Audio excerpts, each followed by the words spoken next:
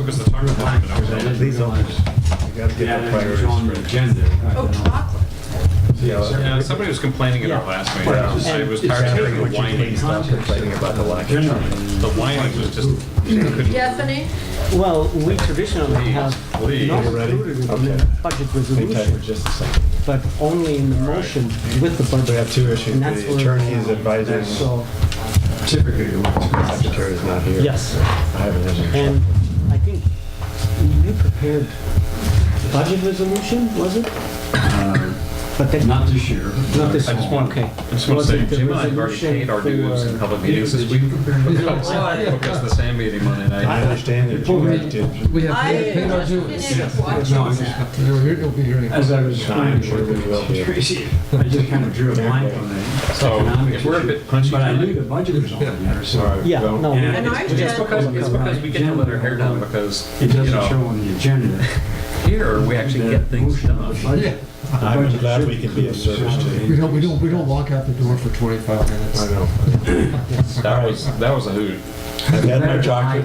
Clemens, are we? Yeah, they didn't have the camera running for Yes. 25 minutes, so I forgot to skip that part. yeah, Okay. I think we can, Can we start? I've had my chocolate, which is the most important. okay. And thank you, Scott. And we've learned that Germany can't play soccer. And what else? Neither can the Americans. Well, I disagree with that, but others were lucky. I've seen Jeremy on fire. Ready? All right, I would like to welcome everyone for our actually this is a special meeting because we're on a different day than we normally are, of the board of the date July, I can't even talk today, so let's just say we're going to start a meeting at July 11th at 7:30 p.m. Can we have a roll call, please? Okay. Director Boyd. Here. Director Slater-Carter. Present. Director Wilson. Here. Director Harvey. Here. Director Hebert. Here. Okay, there's something here that says President's Statement. I welcome you all, and I'm glad we're here, and that's about all I have to say tonight.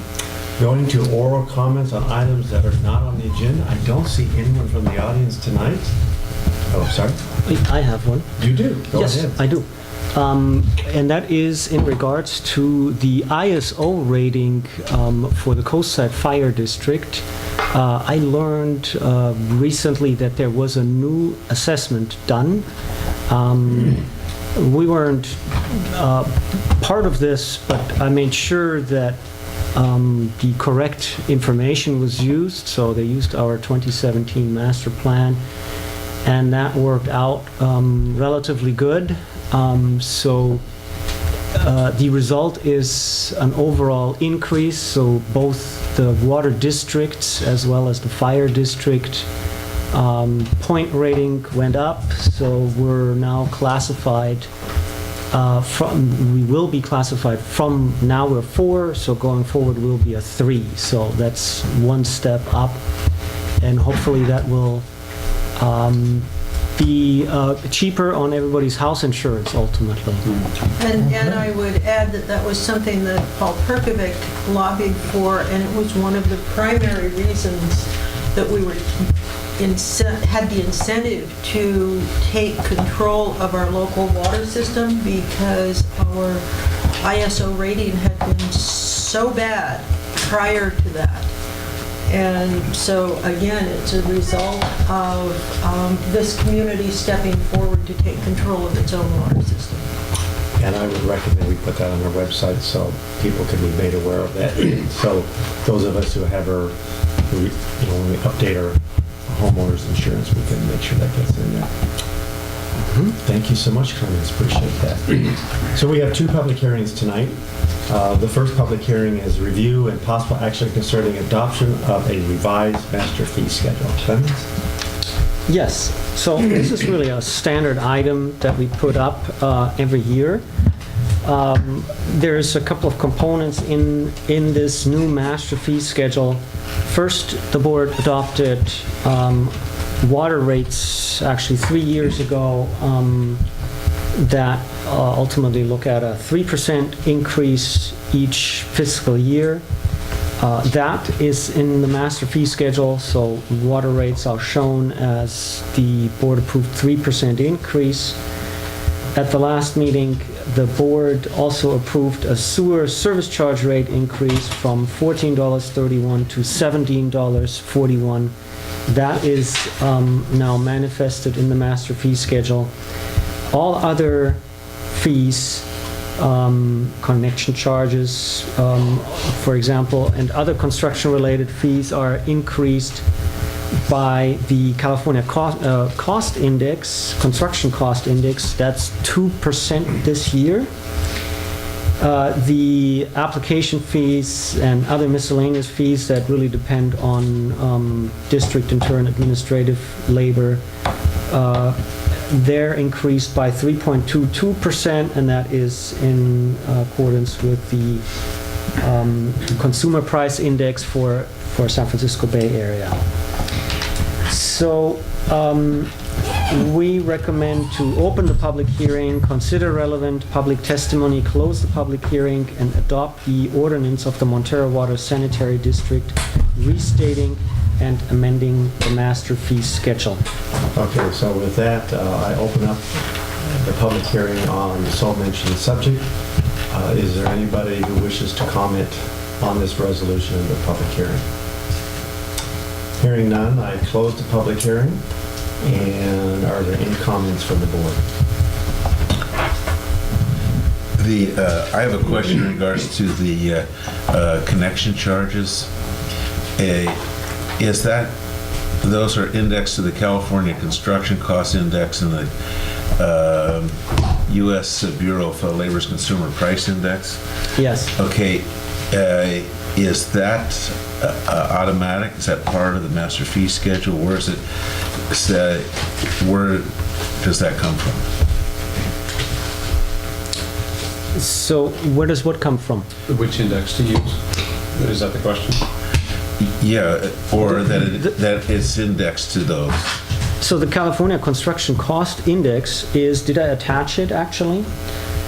It's, No, I don't care what the index is. I'm just saying, where is the authority to use those indexes and increase the cost 2% for one and 3.22% for the other? Dave, where's the authority for this cost increase in accordance with the connection fees in accordance with the California Construction Cost Index? In other words, is that something that we vote on, or is that something that's already been prescribed? Is it have the authority to do that, and how it's calculated? Is that already done as part of master fee schedule or something else? Well, I mean, the master fee schedule is prepared by us, by me in this case, with implementing the California this index. So I verify what the percentage is and plug it in. Okay. I guess the question in so many words is, why are we using these two indexes, and what's the genesis of the two indexes, and why are we using them? So, well, one we're using for construction-related Construction, I costs. think I get. Yeah. The other one, probably the first one's more germane to the question, and that is, there's a 2% increase. So what was the genesis of that one? I think it's what Bill's core of this question is. Actually, both of them. Is it, where is the legal basis to do this, or is it something that there is no legal basis and we have to vote on? I would say that it's a matter of custom and practice. Okay.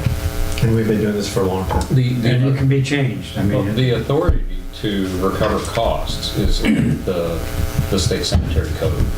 So the authority to set the fee schedule, that's part of the state code. But whatever index we The use. adoption of indices which track the relevant kind of thing. So like if we're tracking things that impact our eventual construction costs, we track that with the cost of construction index. Because we find that like if we say we need 100 feet of pipe today, we track that index, we figure it on today's price, we know what it's going to be next year. I think the question is, I'm sorry, I mean, I mean, there's no question that we have to track the inflation index, that's given. The real question is this authority and which index that we use, is this really up to us to which one we choose? I recall it's a policy matter that we... I think also that it's actually a policy matter that was established way before my time. So this has been going on for a very long time. But I do know from other agencies that they're using the same index for similar costs. Okay, so the nature of the question was, the sewer service charge, we had discussed it and agreed to that. Okay, the water charge, we had discussed it and agreed to it, but I don't ever recall ever having any discussion about the connection charges. We could bring that back, but we set that policy some years back, and we've been tracking it against the index. Okay. And when we have discussed that policy, it was a long time ago, and we figured it was the most fair. And as Dave said, or Clemens, it's used by a lot of other agencies, so it's a standard practice in our government agencies. So it also gets reviewed during our connection charge studies. So that's when Bartle Wells takes a close look at how do we actually raise those fees throughout the years and how did that work out with what we actually need. Okay. Any other comments or questions? That's a good question, and we don't talk about that every year. Yeah. So, yeah. It might be worth reviewing at some point. Okay, can we have a motion and a second on this, please? Just say. I move adoption of the masterpiece schedule. All right, second the motion. Okay, I think this is a roll call. Okay. Director Boyd? Aye. Director Slater Carter? Aye. Director Wilson? Aye. Director Harvey? Aye. Director Hubert? All right. All right, it passes 5-0. Thank you. Second public hearing has to do with review and possible action concerning resolution overruling protests and confirming reports of sewer service charges, delinquent sewer service charges, delinquent refuse collection charges, and delinquent water charges for fiscal year 2018-2019. Clemens? Yes, so this is something that is required by the Health and Safety Code for them in order to be placed onto the property tax roll. So we really do this resolution ends up in the county's hands so that they can place actually the sewer roll on the tax roll. So what you're approving here tonight is what we want to send over to the county. That is the sewer service charges set for each property. There's also delinquent water service and refuse collection charges added in case So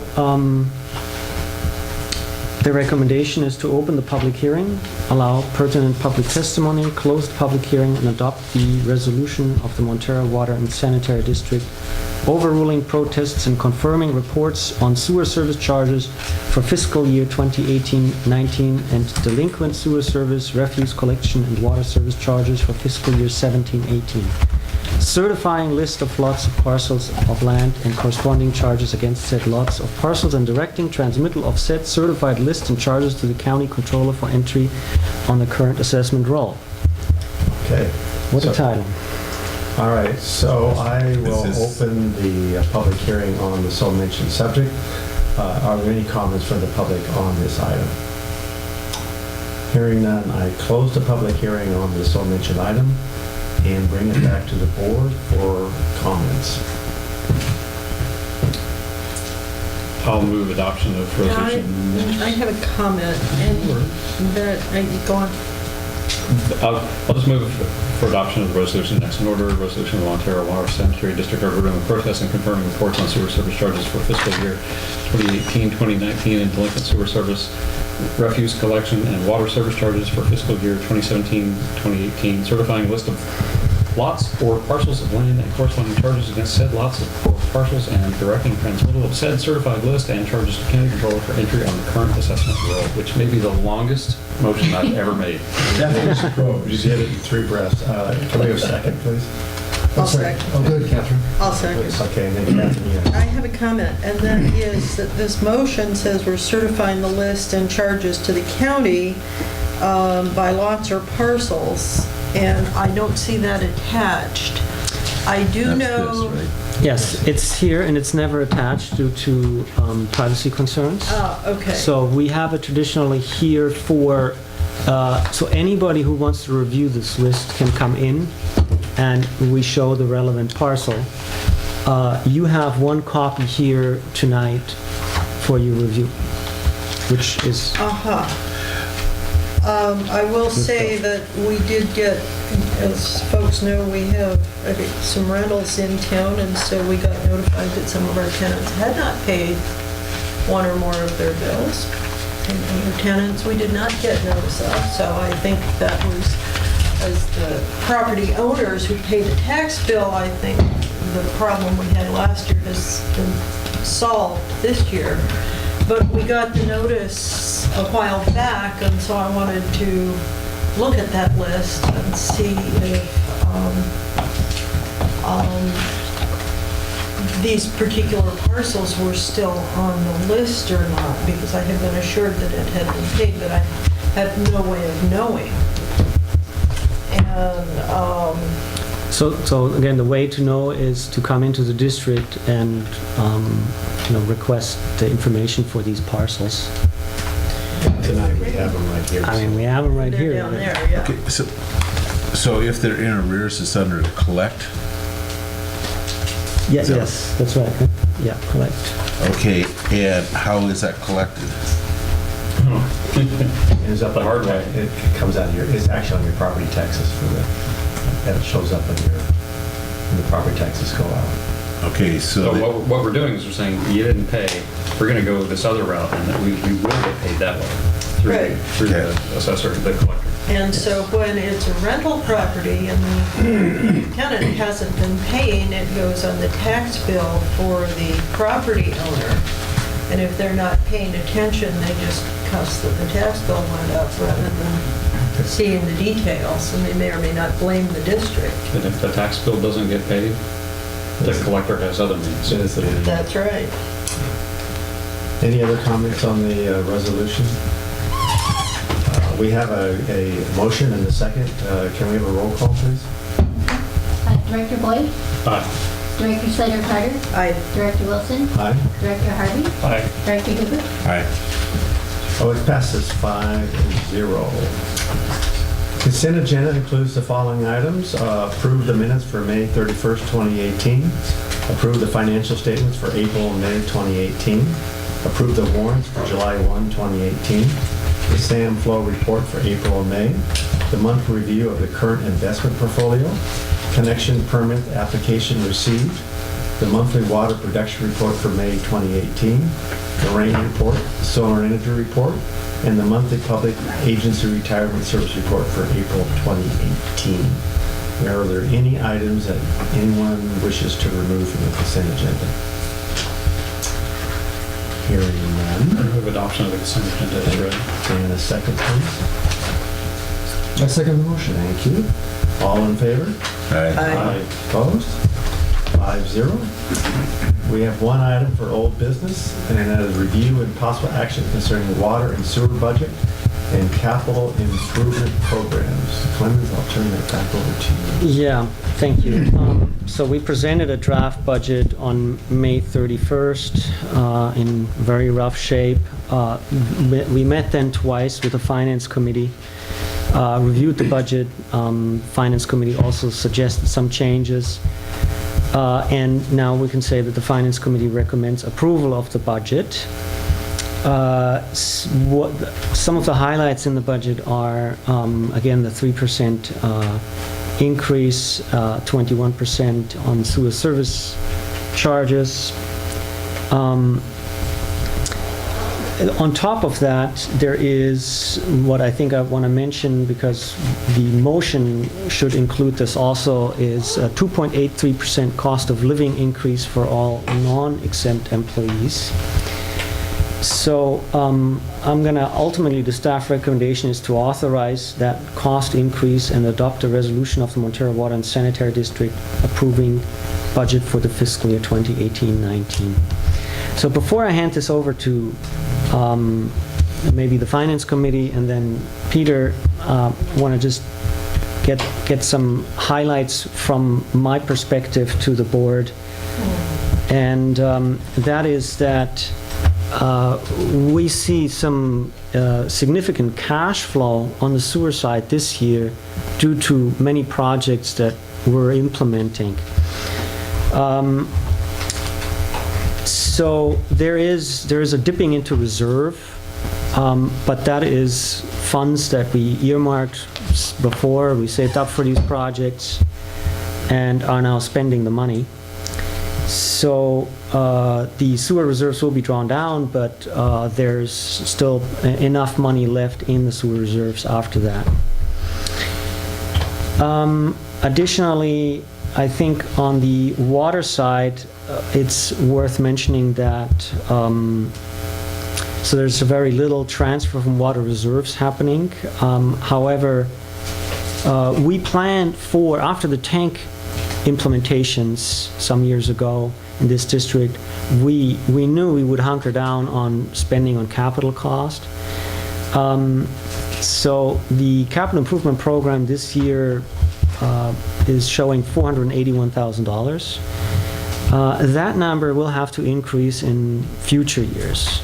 So we're going to be able to do this for probably another year. After that, we will have to find out how to increase the infrastructure improvement programs. So another highlight, of course, is, as I already mentioned, on the water side, a fourth water operator that's in here. Our hope is really that, so we didn't show any cost savings due to the new position, and we're hoping that that is something that implements itself and that we can show next year that we actually saw some cost reductions on the water side due to the new operator.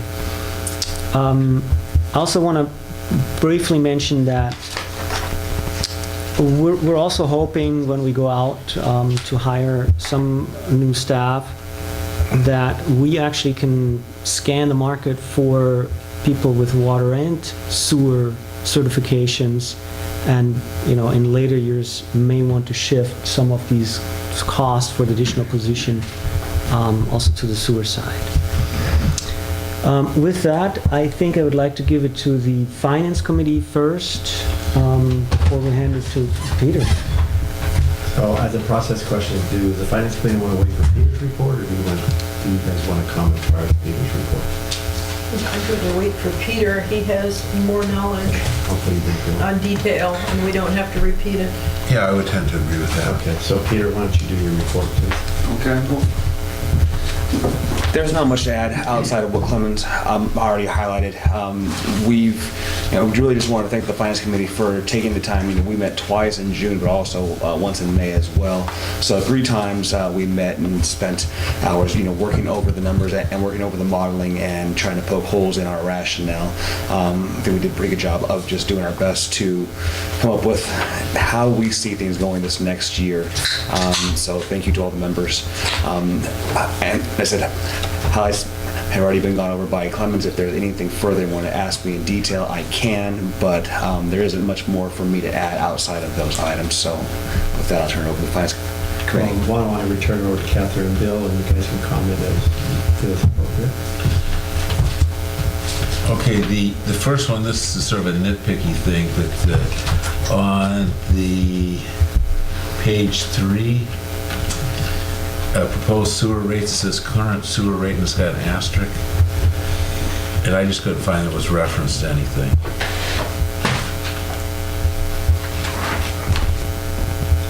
I'm trying to look at your page 3. I'm looking at 3 of 54. Is that right? It's three down. Yeah, it would be, if you're looking at it as a PDF, it'd be page 5. Okay. This is pulled from the Prop 218 notice. There was a definition below. I did not use it. Apologies. Okay. So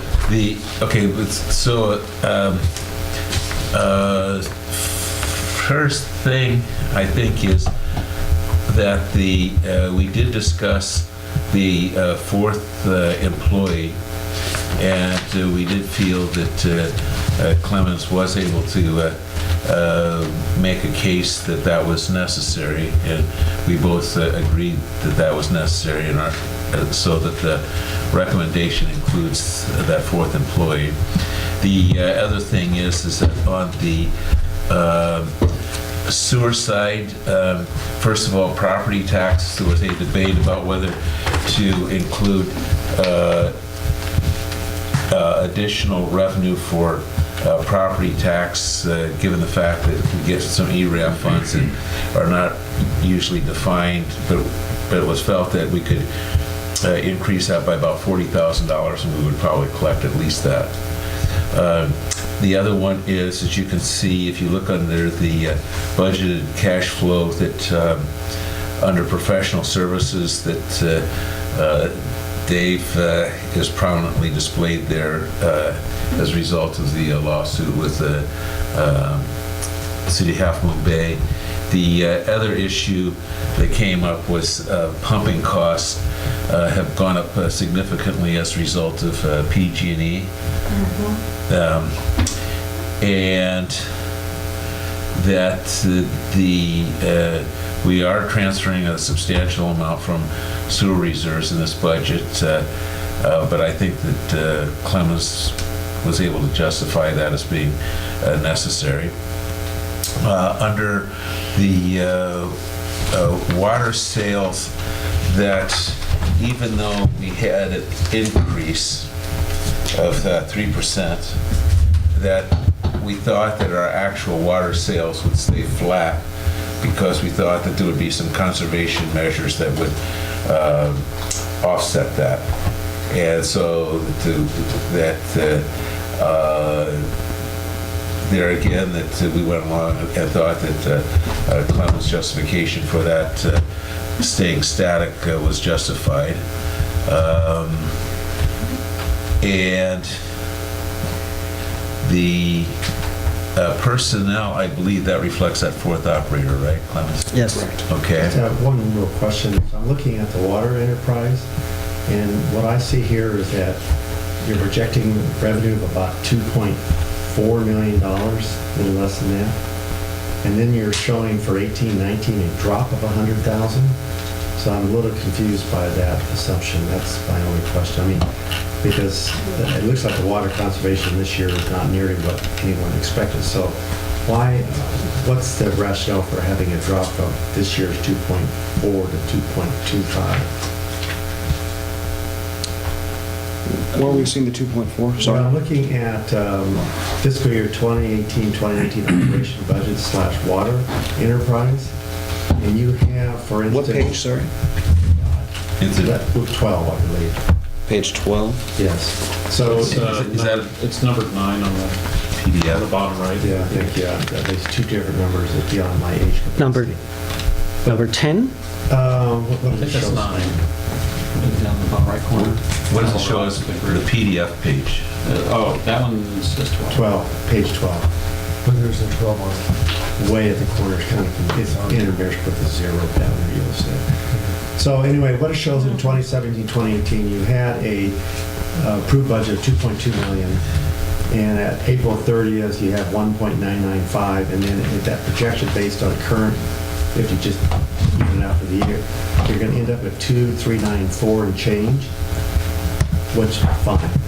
But then for your 18-19, you've dropped, you have your projections at 2,251. So I'm just curious why the drop. That's my only question. Yes, the big one, property tax, collecting 100, and for additional with ERAF and what? No, this has nothing to do with ERAF. This has to do, either you're projecting your property tax receipts went from 407 to 275. I'm just trying to figure out what the assumptions for a drop of the revenue, that's all I'm asking. Yeah, the more what it is the property tax projection is not accurate. There's no way we're gonna get to $400,000. Is that the issue? So, so you're in line 4610, is that right? Yes. No, that's a unfortunate formula that's been dragged over. We just, for the majority of them, we can project them out that way, but property tax shouldn't be done that way. It's doesn't line up with the roll and the actual revenue that we receive. That's my mistake. That shouldn't be 407. That's the question, because it just didn't seem to... Okay, as long as there's an explanation for it, just didn't make intuitive sense, that's all. Anything else, Bill?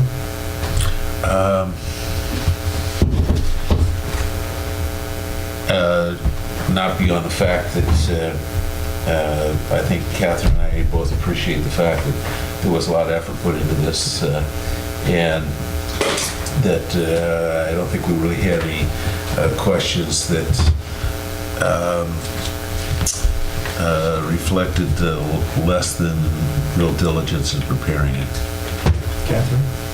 I just thought I would add, Bill's very complete on this, but I wanted to add that the moving the funds out of, and the transfer from sewer reserves is because we are working on projects that have taken longer to get permitted and started than we had anticipated, and so we've been putting the money in the reserves.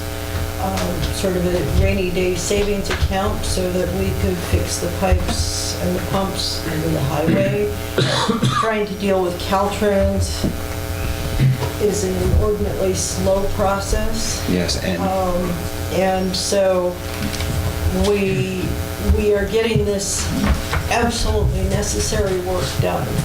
The other thing I would add is that one of the reasons for the sewer rate increase, this district does a good job in anticipating and measuring what our needs are going to be, but we have and stay tuned for the possibly more discussion on this, or watch the last SAM board meeting on July 9th and watch it to the end. The lawsuit from at SAM, depending on how the rulings go, it could have a huge expensive effect for the property owners and or ratepayers of this district, so we're trying to get ahead on that one. The lawsuit from Half Moon Bay. The lawsuit from Half Moon Bay against this district and Granada and SAM. So there are unfortunately, that's an unfortunate need. I'm excited about the work that we're getting done on the projects that we need to do to protect our environment. That's the philosophy of this district, and we try and get our work done ahead of time. Okay.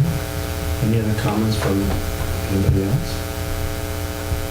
If not, I believe this is a resolution, and we need a motion and a second, please. I'll move. I'll second. Okay. This is a resolution to approve the Montara Water and Sanitary District budget. And I believe you're getting real good at those roll calls, so I think we're going to ask you to at least one more time. Okay. Director Boyd? Aye. Director Sater-Carter? Aye. Director Wilson? Aye. Director Harvey? Aye. Director Huber? Aye.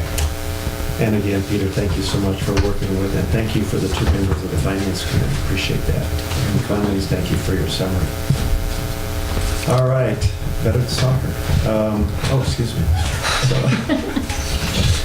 Slipped that a little bit, didn't it? And I even brought you chocolate. That's no excuse for that. That probably might have made the We're inappropriate gonna comment off the have to chair. start requiring some civility. I don't know.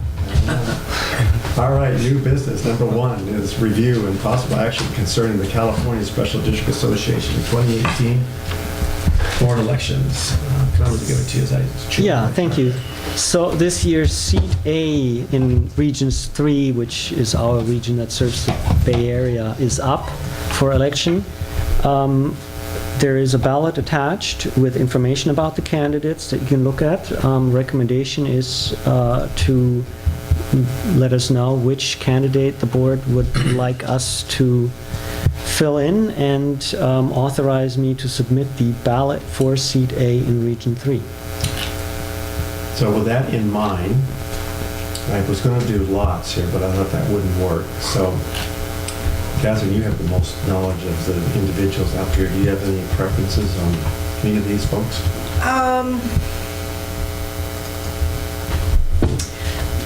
Yeah, I like people from small districts. I think that Catherine Benedictson from District Number 5 in Marin would probably be a good job. She has worked with LAFCO, and she's been on the district on her district board for a long time. So she's not a general manager, she's a board member. I think she's very sensitive to the needs of the public and for being on CSDA. The others, for instance, are all very capable, but she's from a small district, and I think that's, from my perspective, I think that's it's important to have small districts represented. Big districts tend to like to ride roughshod over little ones. Anybody else from this group have any preferences? Is there any objections for us putting a vote for her? No. So be it. I think we need a vote on this. This is by consensus, so I will, Clemens, why don't we proceed on that recommendation? Okay, thank you.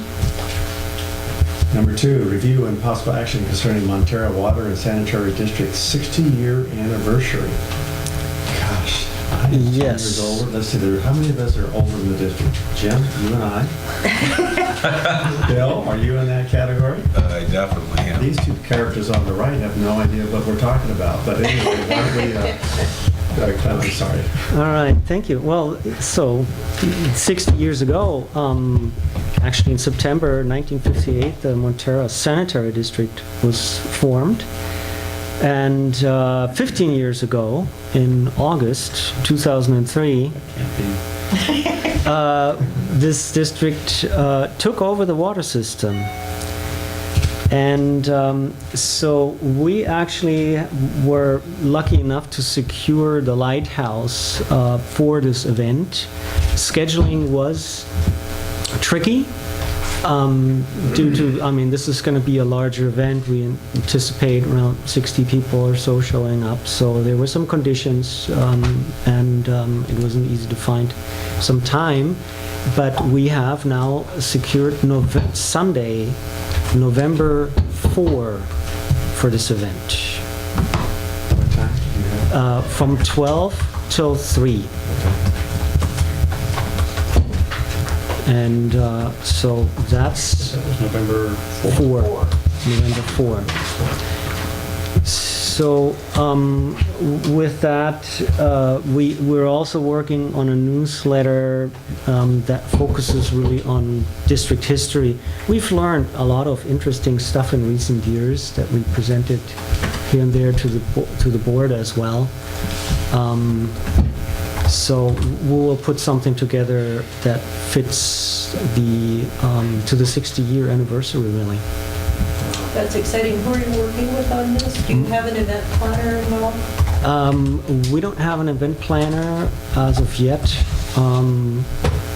So right now it's just us. For the 50th, Paul worked incredibly hard and worked full-time on it He did. for quite a while. And there were more than 60 people who showed up. I think it's very important to have somebody to pick up the details, so we don't have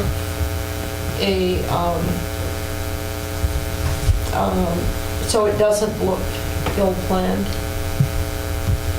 And So are you suggesting volunteering for the event planning committee? I don't mind Oh, someone working, raised I his don't hand. mind working with somebody, but I am not an event planner. So I hear the suggestion for hiring an event planner for this. Is this what you're suggesting? I am suggesting that we either do that or that we ask perhaps some of our vendors for donations to an event planner. You had a comment? I do want to make a comment. I'm looking at my calendar, and I'd like to point out in the notifications daylight savings time, so be really clear on See, it's- notifying of the time of day. If someone happens to look at their wall clock, they could miss the event or miss half of the event. Just as a comment. Those are the kind of details an event planner would pick up that a board member might drop. Well, that was a great audience. So perhaps Pippin is volunteering for the event planner. You can start. I think Pippin's a fabulous engineer, but I wouldn't, and I know he has many talents, but I was actually just thinking about how my kids would really like to see the lighthouse, so please don't bring it down. that would be Well, fun. It's a really good Would love to have you as a guest, of course, and we'll send the invitations out. Well, I pick up on the suggestion The and donations actually is a good idea. Yeah. I think. I think getting vendors to donate is a great idea, and that's, I know when we do our annual gala, we go after vendors. Because I'm sure some vendors will give them a chunk of change that they easily could donate back to you. And also you could acknowledge them as well, I mean, that's the way it works. This Right. district would not be as good as it is without our consultants and vendors. absolutely. Everybody from Cintas who does the wonderful uniforms that are, I'll tell you, Guys, what- I will offer, I've got the luxury of having a project planner and as part of our agency, and I'll ask Kathy to help you with that, maybe that will be enough to get some support too. Great. that would be Appreciate that fabulous. very Thank much. you. I'm happy to do that as a, so when you get cranky with me, remember that, so. We'll see if that makes up for all the talk. It won't, but it's just down to it. Okay, so 60th anniversary on November 4th, I'll have Kathy call you as far as, and then I think one of the thoughts is asking vendors and et cetera to help with supporting this. Great. Thank Okay, you. You and I'll take that offline. Mhm. Okay, we have update of the review of the Department of Water Resources reclassification of the Half Moon Bay Terrace to high priority, and that's back to you, Clemens. Yeah, thank you. So I brought this already to the board just as a informational item that this is happening. I wanted to share with you right now a little bit the direction that I see we're taking. With that, we've attached comments that we already submitted. They're already, I think, fairly well worked out and detailed. Those are really, Montara Water and Sanitary District perspective. But backing out, I want to say that we find ourselves in a very similar situation as,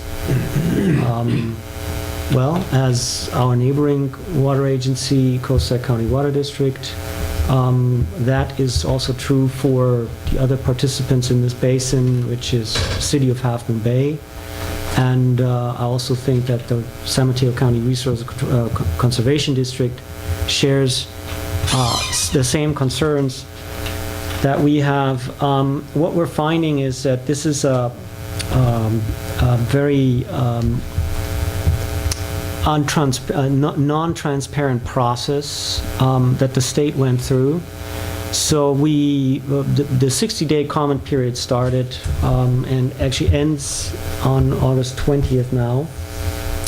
We've signed a letter, joint letter with other San Mateo agencies.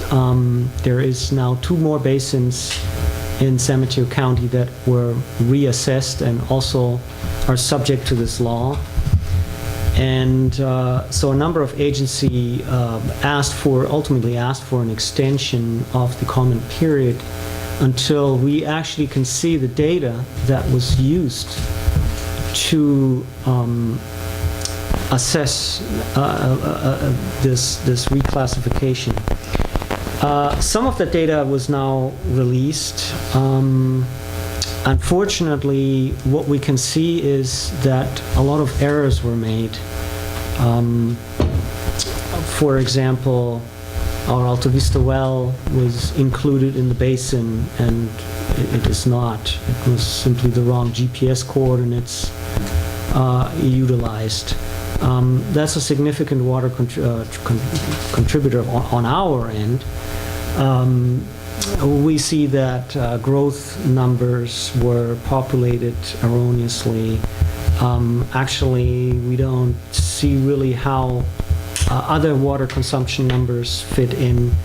So there's a lot to criticize on how this process works. On top of that, this is an extremely, I've mentioned already, this is an extremely costly undertaking. So what we hear from other agencies on the cost for the formation of a JPA and then the preparation of a management plan, that this is not something that can be done under $3 million plus. For all the agencies or for us? For all the agencies. So this is, there's a real cost associated with this. For like a small agency like ours, I mean, if you look at the water usage that we have, that the amount of water we use from that basin is right now maybe 30% of our supply, but in the total picture, it is a minor amount. On top of that, I think it is clear that the agent that we, as well as Coastside County, also San Mateo County Resource Control District, are putting a lot of effort in to ensure the safety of the aquifers already. So this is not an aquifer that is in distress. It's still a healthy aquifer. Yet it is classified as a high priority aquifer right now. And a lot of the information, like I mentioned, is in my mind really non-applicable. So we don't have really the drawdown issues or water quality issues that other regions have. I think that the groundwater, the Sustainable Groundwater Management Act is a very good law, and I think that is something that we all want to support. But I don't see how this really is going to benefit us as a district, and what we're really afraid of is the cost. So at this time, we can submit comments. There was no acknowledgement that these comments even be looked at or considered. But that is what we're going to do, of course. We're going to submit comments and continue to work jointly with the other agencies and potentially submitting more letters objecting to the reclassification. In what I can see is that this is probably not going to do much, even though this really, in my mind, is a wrong reclassification with many errors in it. I don't see the state budging because other agencies that are much larger than us, other basins that are much more important, were in similar situations and weren't successful. So this is going to be interesting, and it's going to be something that's going to stay with us, I think, for quite some time. So I think what you recommend in so many words is let the other entities bear the brunt of the initial response and maybe even planning, and we'll just watch it and see where it takes us. Yeah, I mean, we did already quite a bit of work, some quality work here, and contributed quite a bit. I'll continue sitting on the table, but we will try to minimize the bleeding as much as possible. And yeah, so I'll keep you updated throughout the next months. Okay. Scott, any So questions? you said some data's been provided. I saw your request for information on a basis for the 2,000 acre feet per year number. Yes, that was provided. However, it doesn't make sense.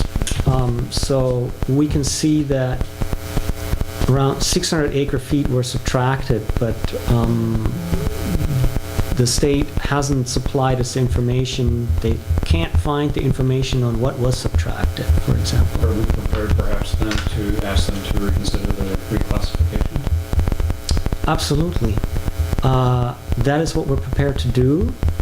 This might be a single effort on our end. I mean, I understand that all other agencies, involved agencies, are going to do the same thing, so it's going to be either a joint request or our individual request that is Honestly, submitted. moving from very low to high without a written rationale seems odd.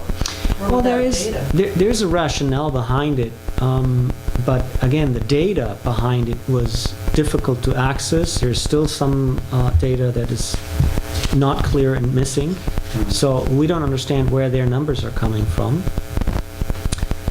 And we also disagree with some of those numbers. For example, one trigger point was water quality. So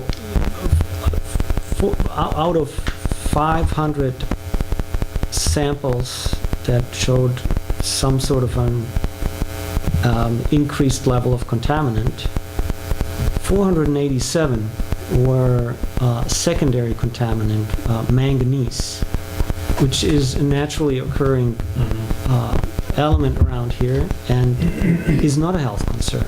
Right. So, you know, if that alone would be reconsidered, we would get out of the classification. We would be back to low priority. So, not unlike Bill's question earlier, is there authority for using that as a basis for making the determination? Seems like we want to ask about where they're deriving that authority to use that as a basis from. And that's a bit where we get stuck.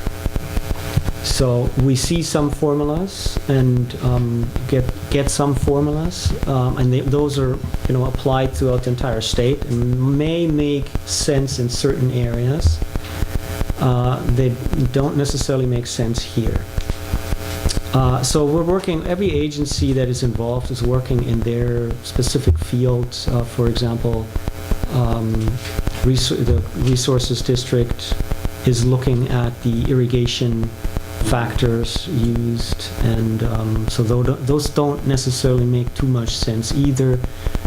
Most farmers around here use surface water instead of groundwater to irrigate. So it's cheaper, and simply applying this formula doesn't necessarily make sense if the farmers around here don't pump groundwater, if they're using surface water. Well, and in fact, the surface water storage contributes significantly to the groundwater reserves. Absolutely, that's a recharge happening right there. So this is actually a good thing for the aquifers. It sounds like the scrutiny is good. It sounds like there needs to be, it sounds like you're working towards getting the conversation going. Right. And I mean, for example, another trigger point that got us into the classification 1 is 2,000 acre feet per year mark. And so we are classified at 2,100 acre feet per year. But if you took the initial suggestion of your feedback, that we break it by hydrological boundaries. Well, we looked at that. That's an extremely costly process and would take a long time to prepare. That deadline was just extended, but again, it's... Like we have to pay to break it down to hydrological Yes. boundaries. Shouldn't Yes. they be doing that? The hydrological boundaries were created in the county's water study some years ago. and that. Yeah, the sub-basins, et cetera, but that is not, that data did not get into the DWR Bulletin 118, which is defining the basins here. Well, then we should get that data into this right now, Well, at least in our comments. so we can't get it into that bulletin because that's not No, open. we can't, but we can get it into our comments so that it's in the public record. Right, we actually did I mean, it seems problematic some- if they, comment in that regard. So they're trying to bring attention to the water supply and the consumption and the impact on the groundwater levels. If they're not using all the available data, then there's a problem in their process. Correct. The process is flawed as far as we can see. And have they included all of the individual wells between Montara and Half Moon Bay? Yes, they have. So And- do they have a map of that? They have, I can't tell you right now what the data is that they used, but that is a factor that's considered, the number of wells. Well, Are we and talking about that's, just commercial wells or residential wells? Residential wells are included. Okay, so, and yeah, just a minute, I wasn't quite finished. That's a function of the county's doing, not our district. Well, I actually think they did not approach any of the agencies for information, but simply used publicly available information. So, again, I think the process is flawed, and that's a number that we also can look at. But I don't think it really plays a role. We're focusing on the trigger points right now. Before you talk, Bill, there's one other interesting aspect in this, and that is the cost for this, we see in other areas, is relayed to the wells, really. So what we see in other areas is extraction fees to cover the cost for the JPA, the management plan. So I'm not sure if this is something that would apply here, but that's what other areas have been doing to cover the cost for this. It's my understanding that for individual wells, that's up to the county to adopt and enforce, not this water district.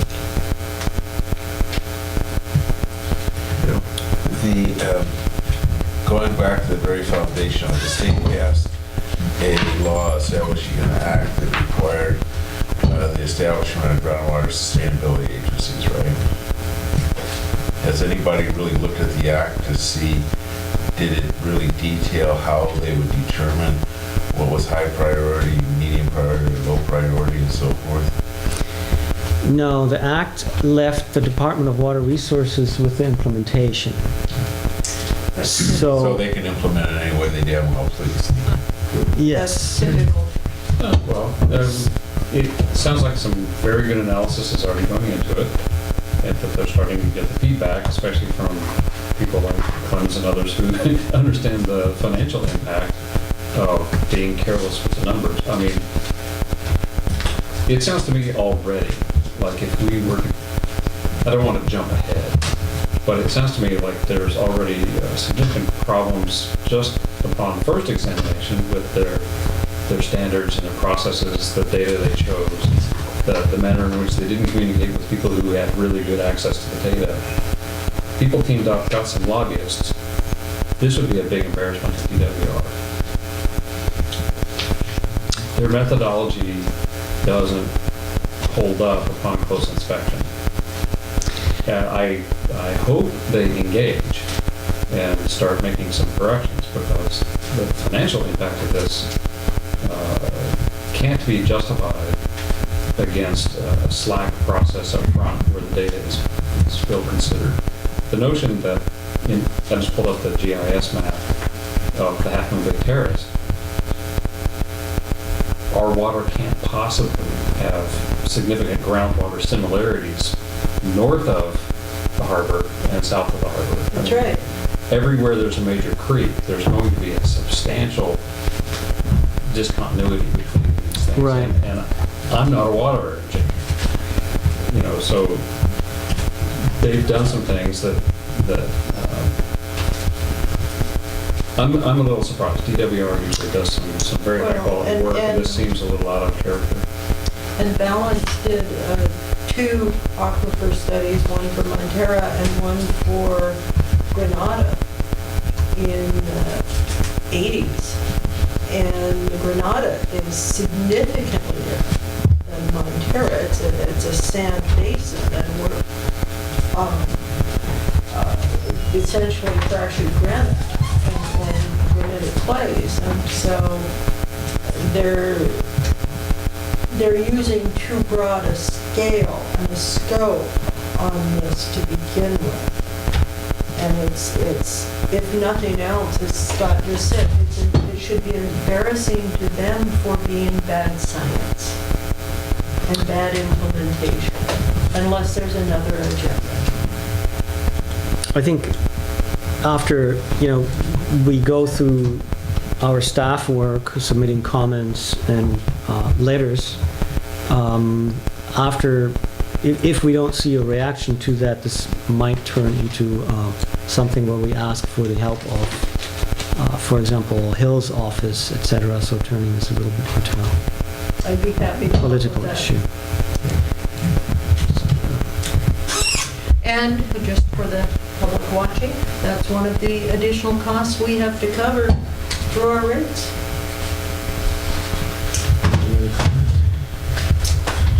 Thank you, Colin. Number 4 is receipt of the 2017 Okay, sorry. customer confidence report. Yes, as every year we prepared the customer confidence report. This is the customer confidence report 2017, so we always take a little while until we actually prepare it, and it is required to be posted by July 1. We met that deadline, and we would like everybody to know that it is up on the website. And I think this is another testimony of our good quality water. Always good news. Is there anything specific you'd like to highlight on this report?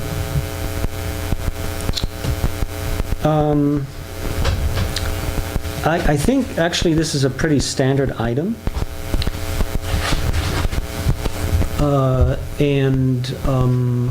What I always find interesting, and I think what I would like to highlight, what I sometimes do is our fluoride content is naturally in the right range. So a lot of dentists actually want to give kids and teens fluoride toothpaste. And I caution every dentist, because their argument is that we don't add it into the water, but we reach the public health goal perfectly. So that's something that I think should be more known, that our water contains fluoride. And it's Natural. natural fluoride, not the manufactured waste product. Yes. I'm looking at the technical report, is exactly in the middle of the recommended range. Couldn't nail it better Right. on the technical measurement. Is that a stable number, do you know? If you go back? No, it's not necessarily a stable number. It also depends a little bit on where you live in the district. The Alta Vista water contains a little more fluoride than, let's say, a source if we would pump something from the airport wells. But they generally all contain fluoride in a range that is acceptable. Well, the question I have, because I noticed you said seawater influence. Now, the Alta Vista wells come off the mountain, right? The water. Water. So where's the seawater influence? It's there is more reasons for fluoride than only seawater influence. It is naturally occurring in granitic. So, I mean, I might make a recommendation. The reason I asked the question, you have seawater influence on there, and if it's more complicated than that, you may want to just, in the future reports, just think about that. I think it's important to clarify we don't have saltwater intrusion too, which people may read that. Yeah, okay, I can understand that, but that's Are we talking about fluoride or are we talking about sodium? Well, you're looking at chloride. a chloride. Chloride is salt. But even still, I mean, it's, yeah, I And apologize. also chloride increases ultimately with the age of the groundwater. So you can have a lot of chloride in Fluoride, I'm sorry. groundwater that is old. Right. Because we don't have, see, it says So this typical is- source, we don't have fertilizers in our water nor aluminum factories close by. The column header is typical sources. Yes. It's not, we haven't run down any of these. Like, if you look at barium, discharge of oil drilling wastes, and for metal refiners. I Yeah, mean, this is boilerplate text of, Yeah. I have to, this might actually even be language that is subscribed by the state. I have to check into that. Yeah. I think that's stuff that we have to put in. Contents of regulatory requirement. I mean, again, these are just minor details. I mean, to your point, water's in good shape. However, I think maybe the reason, if these are not mandated by the state, now we start looking at them, it kind of looks like, ooh, but very good report otherwise. well, if you keep going down and it starts talking about E. coli and where that comes from, and it sounds horrible, and we had exactly 0 instances of it, so it's like, you know, it's a tough report, but it really matters especially in urban districts where. So Clarence, who came up with a picture? And is that local mint? 'Cause- It is local mint.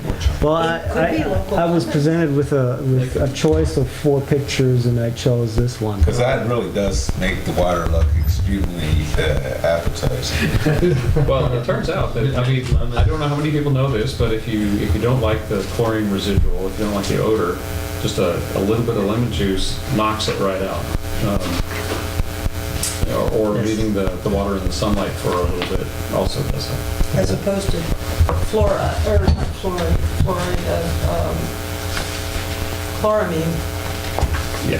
Which where we it's don't have. permanent, which we do don't. not have. Woohoo.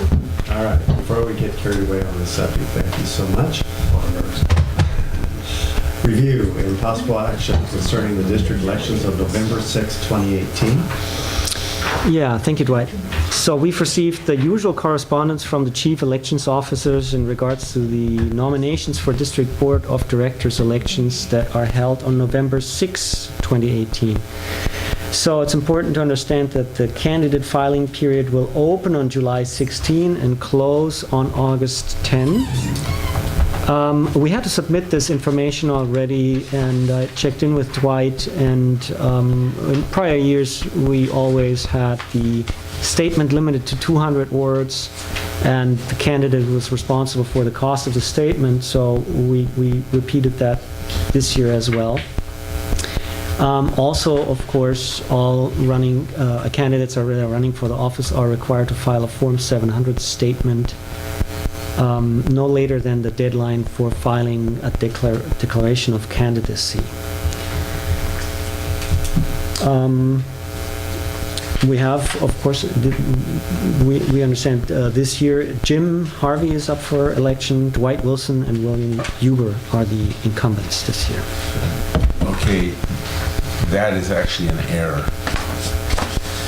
Because all correspondence from me are under the name Bill Huber, not William. Ah, okay. I was going to say, it's a little late to say that you didn't actually get elected, because we know you got elected. No, but I'm saying Get out of it now. yeah, this may sound like you're splitting hairs, but I had one hell of a time with Adobe getting service because they couldn't differentiate between William and Bill. Okay. Well, we can try to Well, make sure that the actually, elections office Well, you understands actually, this. we have these William under the incumbents, and then we have the Bill under. Can you Yeah. put Perrin, Bill Huber, William Huber, Perrin, Bill Huber? Yeah, I think we can place a phone call to the elections office and We had make to- sure that, so Bill is preferred. Okay. We had to make an administrative decision because the deadline getting sent was last Friday, so we just repeated the history. Okay. So the 200 and the candidates paid for it. All right, I'm assuming there's no objections, a little late if there is. And so the next one is review and possible concerning the election cancellation of next record scheduled meetings on July 18th, August 2nd, and August 16th, scheduling of alternative meetings. Clemens? Yeah, so, I mean, we canceled the first meeting in July and moved the first meeting to this date now here. So that makes really next week's regular scheduled July 18 meeting somewhat difficult. And then in August 2nd, I will not be here. August 16, I will be here, but not have really time to prepare. So there is other dates available. I mean, the next regular scheduled meeting would then be the September 6th meeting. We could also look at a late August meeting, for example. So the question is, do we have substantial business that would require us to meet before the first Thursday in September? And we've got Sam. Yes, we do. The real issue is there a reason that business could not be performed either by a subgroup or otherwise do we need to have a meeting? That's the Well, question. I think this contract that Sam has presented to, that Half Moon Bay apparently drafted, has left some real, has some major holes in it. And those need to be discussed. I know when it was presented, and I was at the SAM board, I could not approve it because there was a substantial change to the pattern and practice. And then on Monday, there was also and Scott and I had both been very clear that one particular section needed to be changed.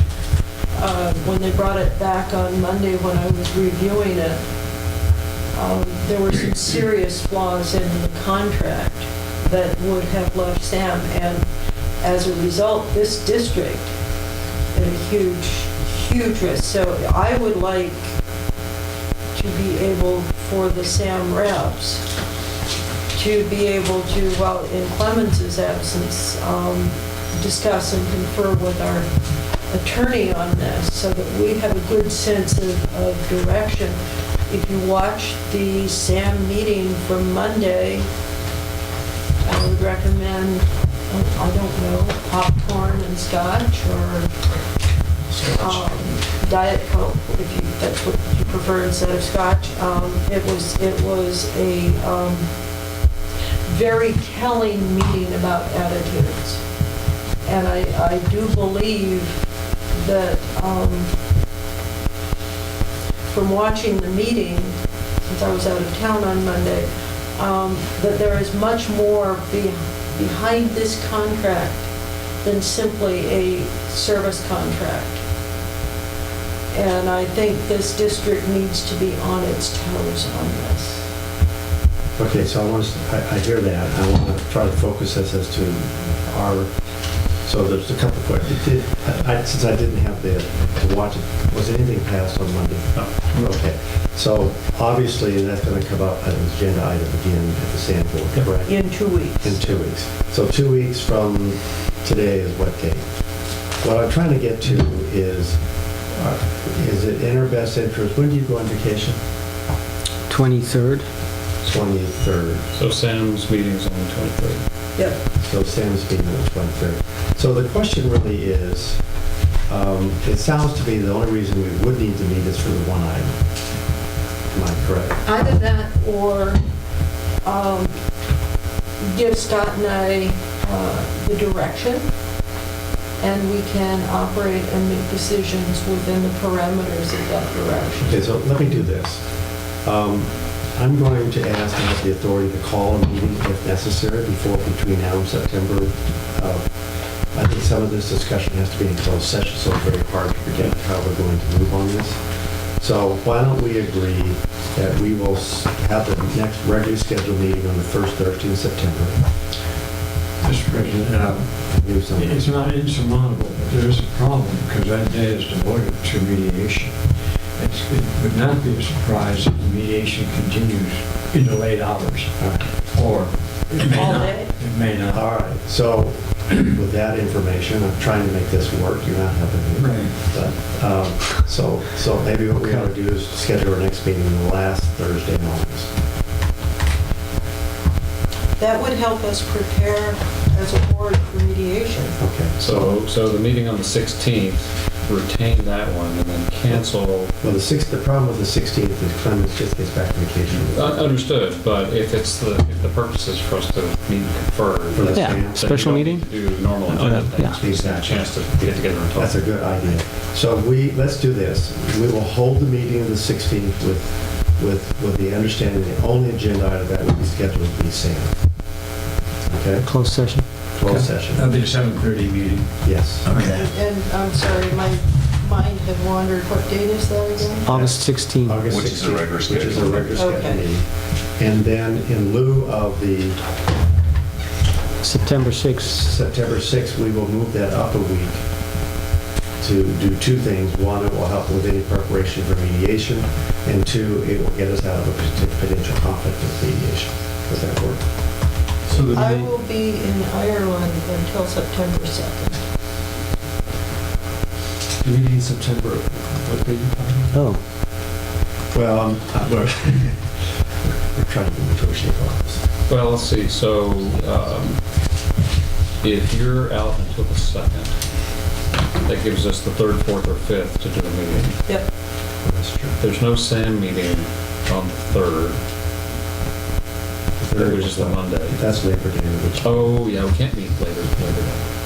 so, Better leave Tuesday or Wednesday.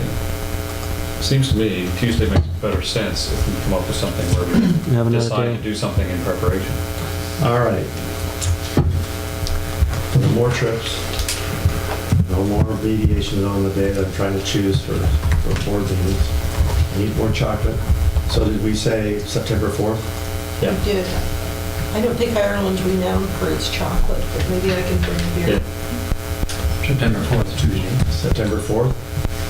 Okay, so let me repeat what we've agreed.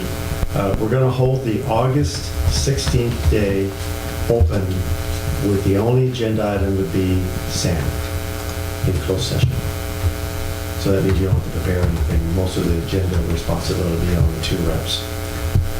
And then we are moving our September 6th meeting to September 4th. Okay? yes. So Dave, the mediation day is September 6th? September 6th. Yes, it is. That's correct, and we'll discuss more of that in closed session. So, I think that's all we need to do, correct? Except for that Clemens on the 4th will send out a reminder, make sure we don't screw it up. Yeah. Okay. Much Can you appreciated. remind me to send out a reminder? I mean, it's really a weird place where I'm convinced it's Thursday night. I'm glad you're working there, because that means tomorrow's Friday. Tomorrow's and Friday. Saturday is just 2 days away. You're good, Scott. You're real good. Yeah, this is You can actually do how I'm that. spending my vacation, is in this board meeting. All right. Okay, I think that's all we need to do for item 6. Item 7 is review and possible action concerning adoption of the ordinance related to sewer service charges. Yeah, we would like to move this item to the September 4 meeting. Okay, Okay. all right. So then, reports. I'm I'm going to ask that the SAM rep try to do this within 15 minutes if you can, because I have a hunch Monday's meeting is very eventful. And I just knew you were there too.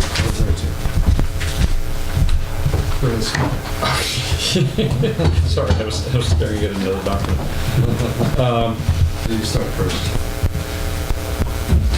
I think the big item, of course, was the Half Moon Bay collections contract. There's some open issues on that. I think we're getting close. Half Moon Bay decided several months ago that they were going to start working with a vendor to do some of what the SAM collections crew had been providing. And that's well within their rights.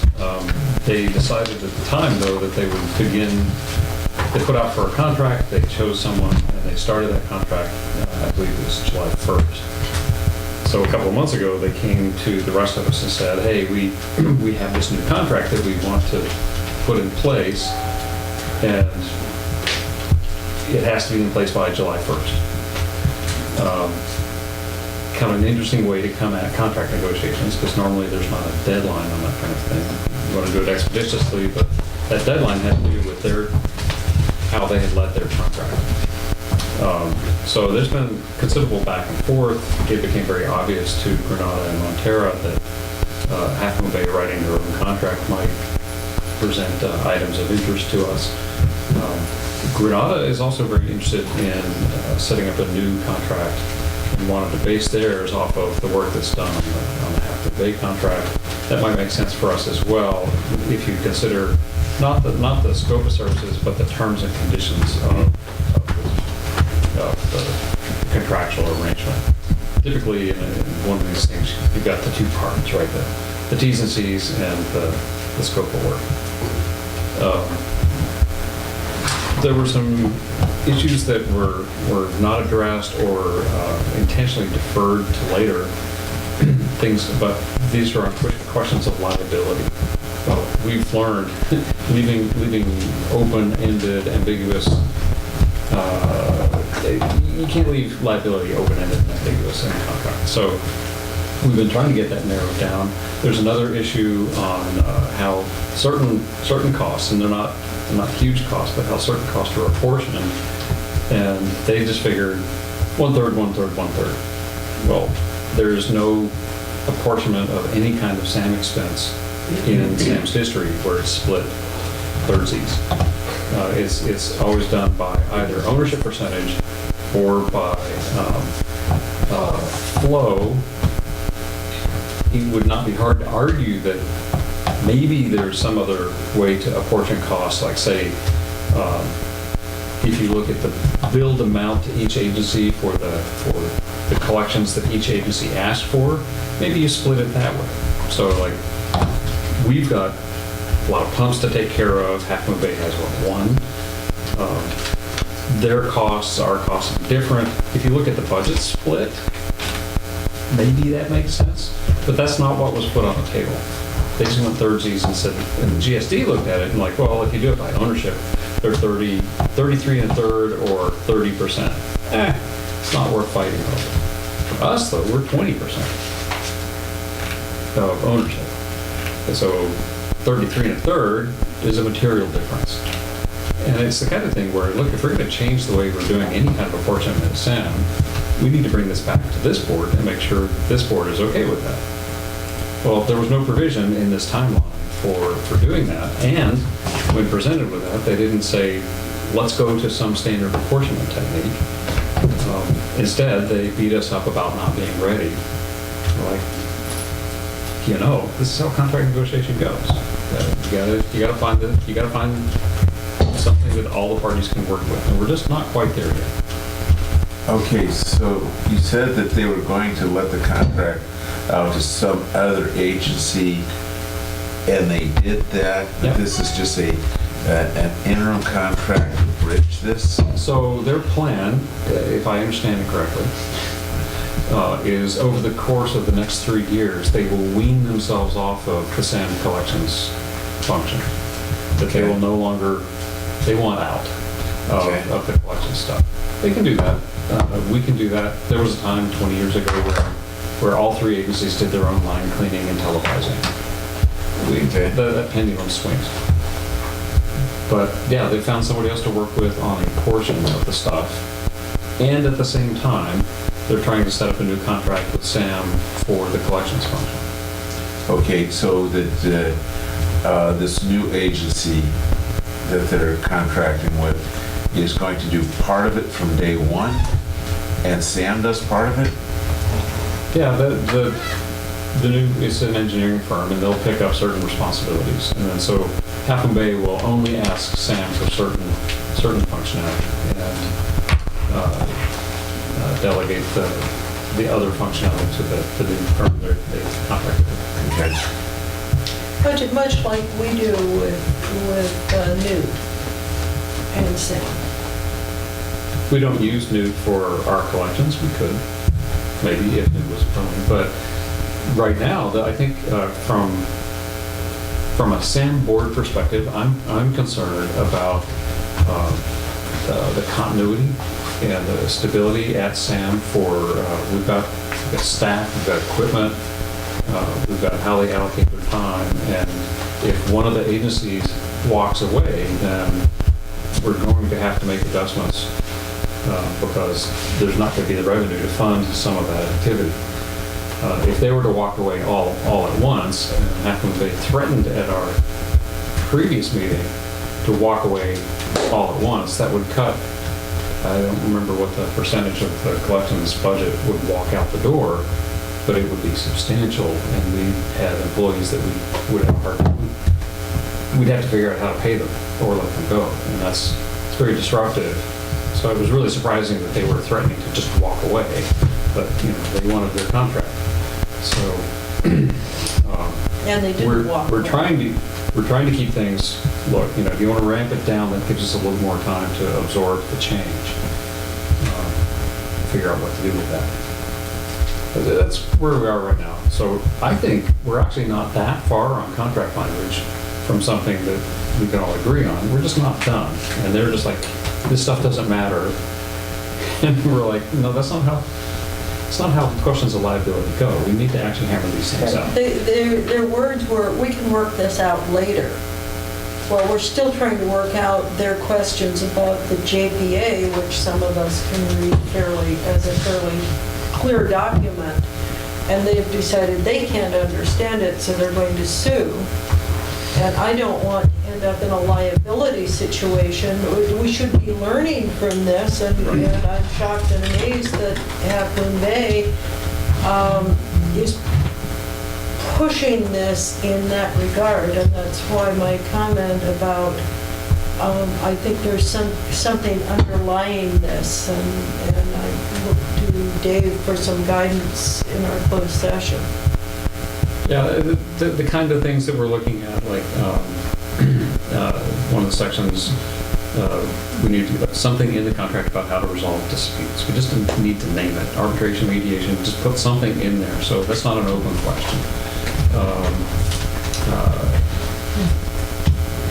There's some question about whether or not Sam should be indemnified from pollution that results of through somebody else's work or negligence. We should get really clear on that, because if we're going to have the city and their contractor and Sam all doing overlapping work, we don't want to tease that out in court if there's something about fines or lawsuits. Well, and that's But particularly, let me finish. That's particularly important because just recently, Half Moon Bay accused Sam of having installed flow meters in a faulty fashion. And Sam did not install those flow meters. They were installed by Half Moon Bay on Half Moon Bay's own nickel, on Half Moon Bay's own line, and they were trying to blame Sam for it. So you need to, once you've had those things happen, you have to protect yourself. But the contract resolution, isn't that standard boilerplate? It's in almost every contract. Well, sure, and I would love to see that written in there. So we've got some issues to work out. I think it means some of our council's time, some discussion with Carl, the council at Sam, and perhaps Jonathan, and whoever's working at Half Moon Bay. So this is where we are with this. As a result of not agreeing to that. They refused to approve the collections budget, which we agreed to something of some form of continuing resolution, but the scope of work and what it would cost, nobody's worried about. I mean, that's fine. They've picked the amount of work they want.